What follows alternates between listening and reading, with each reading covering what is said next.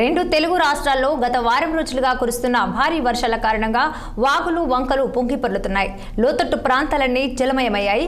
రోడ్లు నదులను తలపిస్తున్నాయి. రానున్న 3 రోజుల్లో ఆంధ్రప్రదేశ్, తెలంగాణలో పలు జిల్లాల్లో భారీ నుంచి అతి భారీ వర్షాలు కురిసే అవకాశం ఉందని వాతావరణ శాఖ తెలిపింది. అత్యవసర పరిస్థితుల్లో తప్ప ప్రజలు ఇళ్ల నుంచి బయటకు రావద్దని, లోతట్టు ప్రాంతాల్లో నివసిస్తున్న ప్రజలు అప్రమత్తంగా ఉండాలని అధికారులు సూచించారు. ఇదే అంశంపై పూర్తి సమాచారం విశాఖ నుంచి మా ప్రతినిధి కీర్తికన్నబాబు మరింత సమాచారం అందిస్తారు. రెండు తెలుగు రాష్ట్రాల్లోని రానున్న 3 రోజుల పాటు కూడా భారీ నుంచి అతి భారీ వర్షాలు కురిసే అవకాశం ఉన్నట్లుగా వాతావరణ శాఖ అధికారులు అయితే చెప్తున్నటువంటి పరిస్థితి కనబడుతుంది. ముఖ్యంగా తెలంగాణ వ్యాప్తంగా భారీ నుంచి అతి భారీ వర్షాలు రానున్న 3 రోజుల పాటు కురవనున్నట్టుగా వాతావరణ శాఖ అధికారులు అయితే చెప్తున్నటువంటి పరిస్థితి అయితే ఉంది. ఇక ఆంధ్రప్రదేశ్ విషయానికి వస్తే కనుక ఇప్పటికే విజయవాడలో కురిసినటువంటి భారీ వర్షాలకు 2 మృత్యువాత చెందినటువంటి పరిస్థితి కూడా మనకు చాలా స్పష్టంగా కనబడుతుంది. ఇప్పటికే ఎగువ ప్రాంతాల్లో కురుస్తున్నటువంటి భారీ వర్షాలకు వాగులు వంకలు కూడా పొంగి పొర్లుతున్నటువంటి పరిస్థితి, అలాగే రోడ్లన్నీ కూడా చెరువులు తలపిస్తున్నటువంటి పరిస్థితి కూడా మనం చాలా స్పష్టంగా చూస్తున్నాం. ఇక ఏదైతే తెలుగు రాష్ట్రాల్లో రానున్న 3 రోజుల పాటు కూడా భారీ నుంచి అతి భారీ వర్షాలు కురిసే అవకాశం ఉన్నట్లుగా ఇప్పటికే వాతావరణ శాఖ అధికారులు అయితే స్పష్టం చేస్తున్నటువంటి పరిస్థితి అయితే ఉంది. ఈ నేపథ్యంలోనే 2 తెలుగు రాష్ట్రాల్లోని కూడా అధికార యంత్రాంగం కూడా ఎలర్ట్ చేసినటువంటి పరిస్థితి కనబడుతుంది.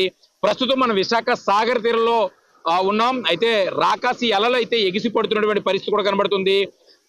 రాష్ట్ర వ్యాప్తంగా కురుస్తున్నటువంటి భారీ వర్షాలకు కారణంగా ఇప్పటికే వాగు వంకలు కూడా పొంగు పొరులుతున్నాయి. లోతట్టు ప్రాంతాలన్నీ కూడా జలమయం అయ్యాయి. రోడ్లు నదులను తలపిస్తున్నాయి. రాబోయే 3 రోజుల పాటు ఏపీలోని పలు జిల్లాల్లో భారీ నుంచి అతి భారీ వర్షాలు కురిసే అవకాశం ఉందని వాతావరణ శాఖ అధికారులు అయితే చెప్తున్నటువంటి పరిస్థితి ఉంది.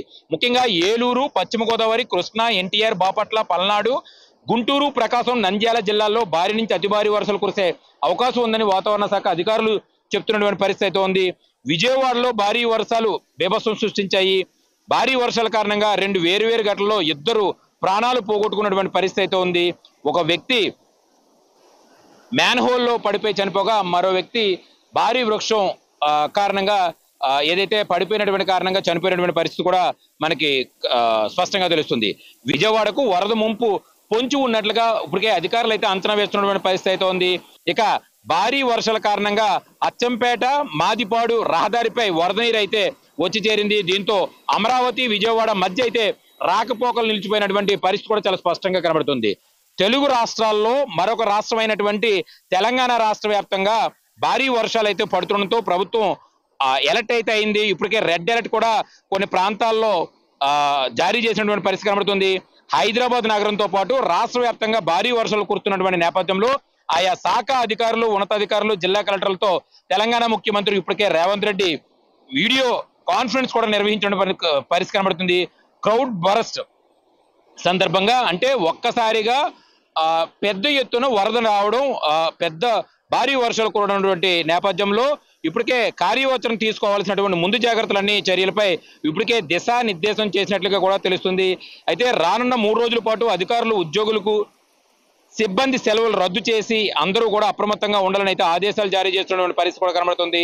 ముఖ్యంగా కీలకమైనటువంటి సూచనలు కూడా చేసినట్టుగా ఇప్పటికే తెలుస్తుంది. ముంపు ప్రాంతాల్లోని ప్రజలను ఇప్పటికే సురక్షితమైనటువంటి ప్రాంతాలకు తరలించే ప్రక్రియలో ఇప్పటికే అధికార యంత్రాంగం అంతా కూడా కనిపిస్తున్నటువంటి పరిస్థితి కనబడుతుంది.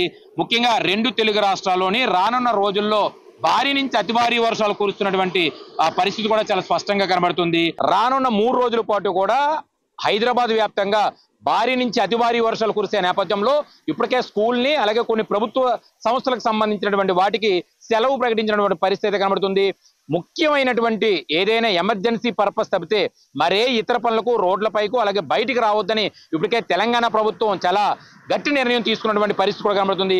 ఇక తెలుగు రాష్ట్రాల్లో మరొకటి ఆంధ్రప్రదేశ్ సంబంధించి రానున్న రోజుల్లో 13, 14, 15 తారీఖుల్లో భారీ నుంచి అతి భారీ వర్షాలు కురిసే అవకాశం ఉంది. కాబట్టి ఆ జిల్లాలకు సంబంధించినటువంటి ప్రాంతాల్లో ఉన్నటువంటి లోతట్టు ప్రాంతాల్లో నివసిస్తున్నటువంటి ప్రజలందరూ కూడా అప్రమత్తంగా ఉండాలని ఇప్పటికే అధికారులు అయితే సూచిస్తున్నటువంటి పరిస్థితి కనబడుతుంది.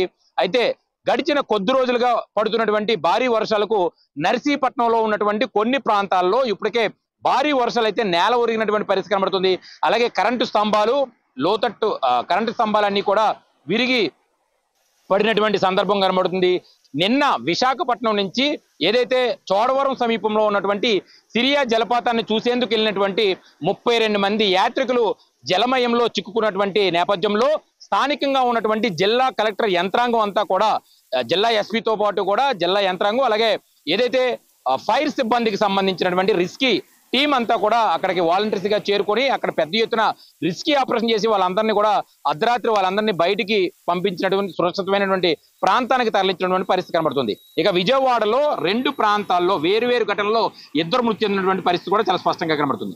ఏది ఏమైనప్పటికీ కూడా రానున్న 3 రోజుల పాటు ఆంధ్రప్రదేశ్లోనూ అటు తెలంగాణలోని భారీ నుంచి అతి భారీ వర్షాలు కురిసే అవకాశం ఉంది. కాబట్టి ఖచ్చితంగా ఆ ప్రాంతాల్లో ఏ ప్రాంతాల్లో అయితే ఇప్పటికే అధికారులు రెడ్ అలర్ట్ ప్రకటించినటువంటి పరిస్థితి అయితే ఉందో ఆ ప్రాంతాల్లో నివసిస్తున్నటువంటి ప్రజలందరూ కూడా కొంత అప్రమత్తంగా ఉండాలని అధికారులు అయితే చాలా గట్టి సూచనలు అయితే చేస్తున్నటువంటి పరిస్థితి స్పష్టంగా చూడొచ్చు. కెమెరామ్యాన్ మోహన్తో కన్నబాబు, విశాఖపట్నం బీచ్ నుంచి.